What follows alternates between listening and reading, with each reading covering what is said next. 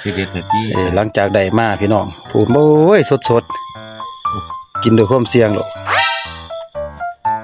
กะสิมาใส่ยังก่อนนี่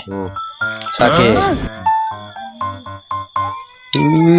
น้ำไหลโยๆพี่น้องเอ้ยโมเมนต์น้ำหัวน้ำผึ้งขี้มือ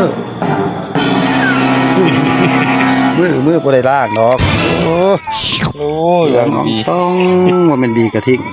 บ่ได้ทิ่มใส่เบิดหั่นบ่เบิ่งคักๆพี่น้องสดอีหลีแล้วนี่ มันหนัก มื้อมาแต่ห้องน้ำบ่ได้ล้างสดคักสดอุ้ยว่าสิบ่กินแอลกอฮอล์ก็สิได้ใส่คือกันนั่นแหละนี่ เอาใส่ขวดนี่ไงไปเด้อ มันหวานแล้วบ่ล่ะ โอ้ยเจ็บหัว คุณสมบัติไปจะได้ โอ้เรียกมืออย่างไงอย่ามาบีบไม่เด้อจังบ่ละบาดนี่เอาลองเบิ่ง